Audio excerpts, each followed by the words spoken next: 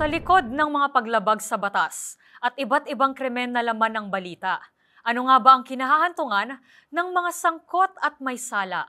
Ngayong Sabado, ang mga maling gawi ating sisilipin, mga batas at panuntunan ating susuriin, tatalangkayin ang mga karampatang multa at parusa. Ako si Rose Babiera at ito ang Hoy! Bawal Yan! Mainit ang naging batuhan ng kanya-kanyang mga pananaw ng mga netizen matapos ang kumalat na screenshots ng mga personal convo o conversation sa pagitan ng mga sikat na personalidad online. And this afternoon, we're taking a detour from the main issue at hand and we'll discuss its legal implications. At para samahan tayo sa talakayang ito, ay si Attorney Jesus Falsis. Attorney, magandang tanghali po and thank you so much for joining us in our program. Good afternoon to all your listeners. Good afternoon sa inyo. Ayan, Attorney, marami pong naging opinion online no, sa mga recent issues and marami pong mga pro ganito, pro ganyan. But let's talk about first ito pong akto ng pagkuha ng screenshot, which is our subject for this afternoon. Before we talk about how it becomes illegal, kailan po muna allowed o harmless ang pagkuha ng isang screenshot? So taking screenshots according to the National Privacy Commission and posting it or uploading it or broadcasting and sharing it requires the consent of the parties to that conversation. So we're talking about screenshots of text messages or conversations, Telegram, Viber, Messenger, any other platform na may conversation between two people requires the consent of the parties to that conversation, lalo na kung group chat yan. Pero kung one-on-one lang yan, yung two parties or two people to that conversation, yourself and the other, required na nag-consent sila verbally or sa chat din, sabi, okay, sige, pwede mong i-share, pwede mong ilagay sa story mo or sa My Day. Kailangan may consent. Generally, if without consent, there are exceptions. It requires a lawful basis or an exception under the Data Privacy Act for it to be considered legal. So that's the general case. All right. You mentioned their consent of two parties or any parties involved. So magiging harmless o allowed ang pagkuha ng screenshot at pagpo-post nito publicly kapag po may consent ng lahat ng parties na nandoon sa conversation na pinapublicize. Tama po ba? Harmless under the Data Privacy Act. So, it may still not be harmless under other laws. Kasi yung consent as to broadcasting or sharing of the screenshot is only a requirement under the Data Privacy Act. So, even if nag-consent yung party, but let's say may additional caption ka or statement dun sa story mo or sa post mo that may be libelous or may isa pang batas under the Safe Spaces Act may constitute harassment or misogynistic, transphobic, homophobic remarks, it may also violate those other laws. So harmless lang siya if may consent to upload under the Data Privacy Act. Okay. Pero paano po kapag kinuhanan mo lang, for example, souvenir, like itatago nyo lang sa cellphone nyo at hindi naman ipapakita, it's allowed? Yes, because yung pag-store mo naman sa sarili mong phone, screenshot mo lang, hindi mo siya in-upload, hindi mo siya pinost, hindi mo siya shinare, hindi mo pinakita sa iba, it's for your own personal purposes.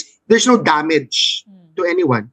Nobody will be harmed if you screenshotted it and kept it maybe as evidence kasi baka in the future gusto mong gamitin, baka in the future kailangan mong patunayan na meron siyang sinabi or umuo siya sa isang bagay na in the future baka sabihin niya hindi niya inuohan but meron kang screenshot, may chat ka. Kasi sa chat ngayon, di ba, ma'am, pwede ngayon mag-unsend, pwede mag-delete ng messages. So, maganda na ding mag-screenshot for evidentiary purposes kasi pwede nilang i-delete yung kanilang unang sinabi sa conversation. Yes. You mentioned earlier na may mga bagay nga po na harmless siya sa batas na to at sa iba naman, hindi po sakop yun.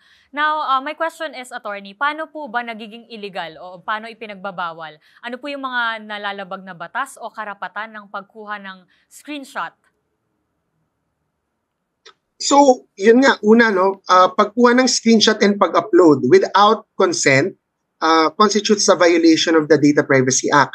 Depending on the attending circumstances, klaro yan sa, that's very clear with the National Privacy Commission kasi nagbigay ang National Privacy Commission ng dalawang advisory opinion ng 2020 and reiterate nila ito this year, January of this year, reiterate nila na posting of screenshots without consent that contains personal or sensitive information may constitute a violation of data privacy.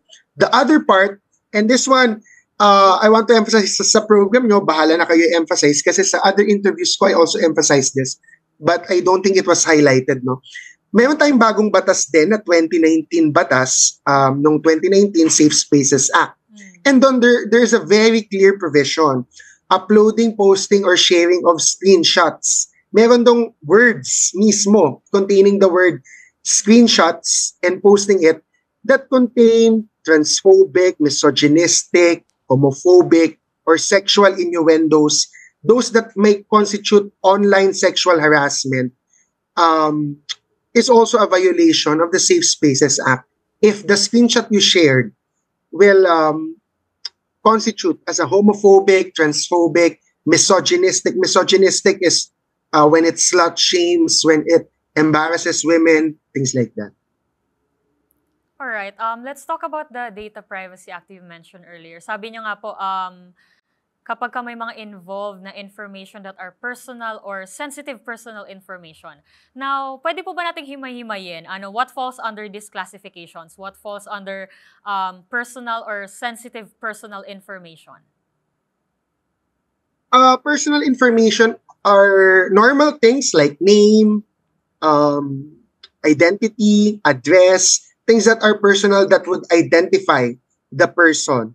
No, ang sensitive information naman are things related to your personality that are considered sensitive. You may really want to hide it or be able to disclose it on your own time. So like sexual orientation, like grades.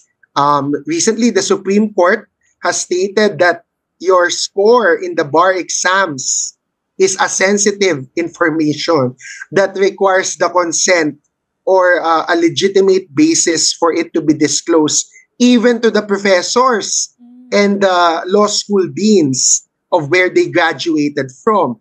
No, so ang sensitive information are things that, again, you should have the right to decide who to disclose it to because it's sensitive to you. Bahala ka dapat kung gusto mo siya i-share or hindi, such as sexual orientation, private pictures, sensual pictures, intimate pictures, intimate information, things like that. Alright, I think mahalaga nga po no, na malaman ng bawat isa na itong mga sensitibo at saka mga pribadong impormasyon ay ikaw lang na isang individual ang may karapatan kung kanino mo ibabahagi. Kaya pumapasok po yung paglabag kapag binabahagi siya sa publiko na walang consent. I think that's what our viewers should really take note of. Attorney, now we're talking about the Data Privacy Act. Ano po yung mga maaaring kaharapin kung sakaling mapatunayan that an individual violated someone's right to privacy? Let's talk about fines. Let's talk about kung ano po yung mga pwedeng parusa sa kanila.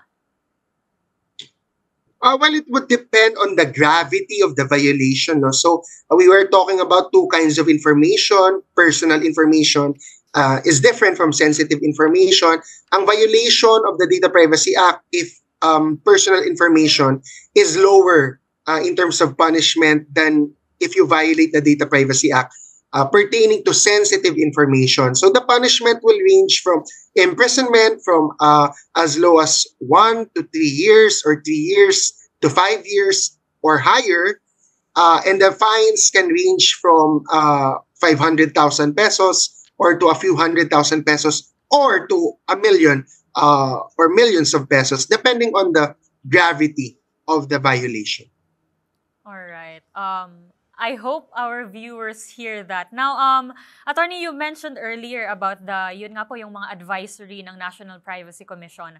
And one of the general rule that they released, they said that if it is simply the content of the conversation with names and other identifiers redacted or cropped. So may mga ganun pong part or may mga ganun pong provision sa mga nilabas nilang anunsyo, no? Can you talk more about this? Kapag po ba redacted or may mga part na binlur sa isang screenshot, wala na po bang laban doon yung mga taong involved sa ipinakalat na screenshot?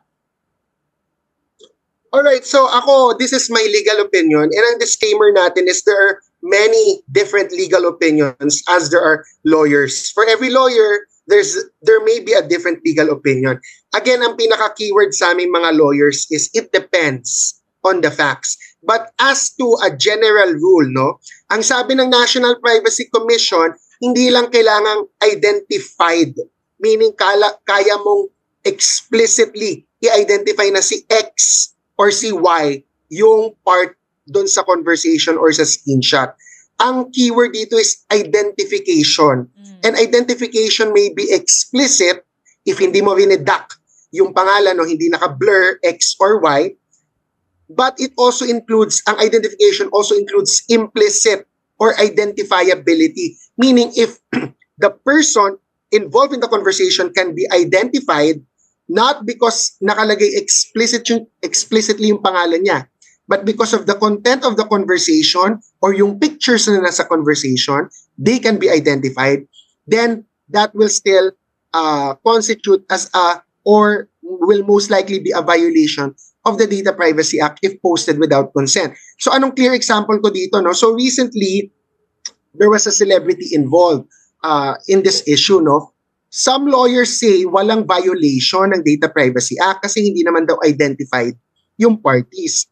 But it's quite clear from the conversation, there were also photos, sensitive photos such as parang nagkikiss or nagkakadel yung dalawa, that was shared or uploaded on IG stories or on the My Day of the social media of the person who uploaded it. So if you can still identify explicitly or implicitly the parties involved and you did not secure their consent to post it, kahit i-blur mo, blinakin out yung mata, but because of the other facets or features of the photo or of the conversation, people can still identify who are the parties involved, hindi pa din yun lusot, in my opinion, no? So, this is not yet a Supreme Court opinion kasi si Supreme Court talaga ang definitive guide natin.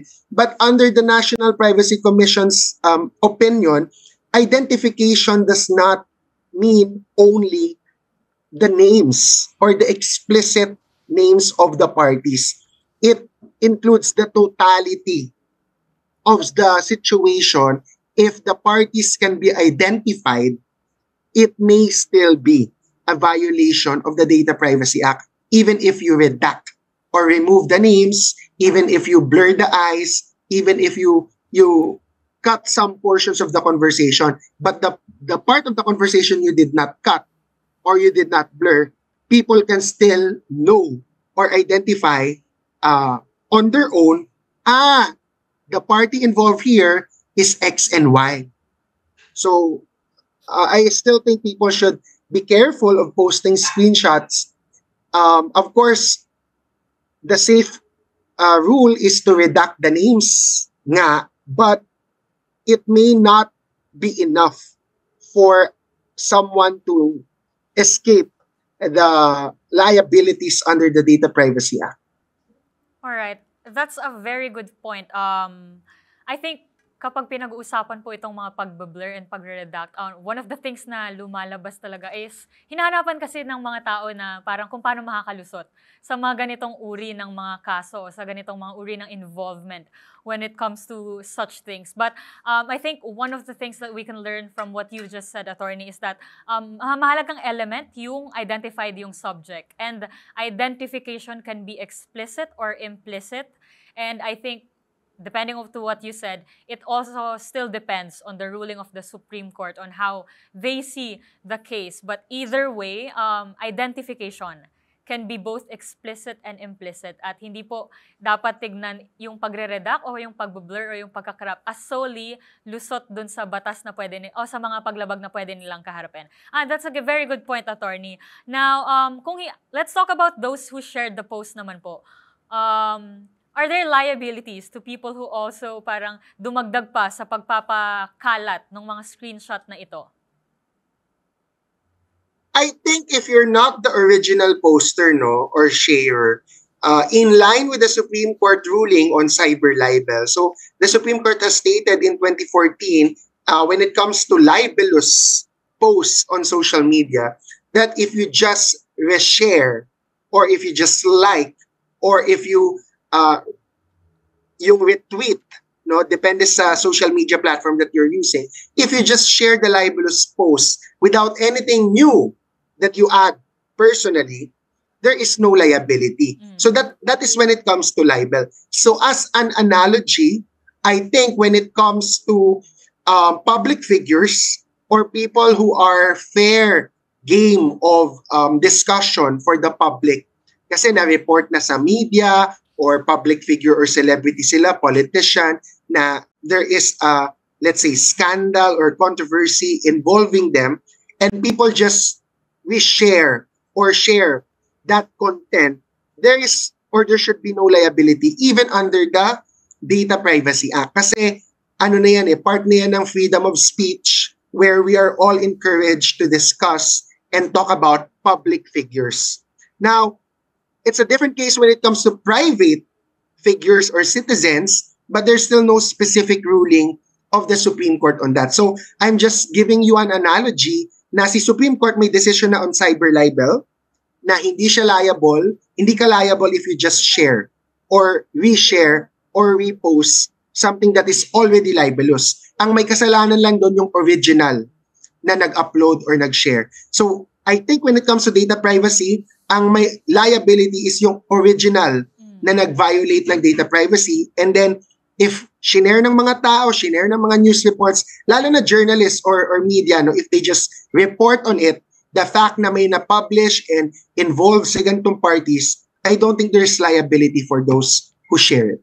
Attorney, this has been really an insightful conversation. Maraming salamat po sa inyong oras. And that was Attorney Jesus Falsis. Sa programang ito, mas palalakasin natin ang boses ng batas. Kaya kung mayroon pa kayong nakitang ipinagbabawal na akto, o kaya naman ay mayroon kayong reklamo, itag nyo kami sa DZRH. Hoy! Bawal yan!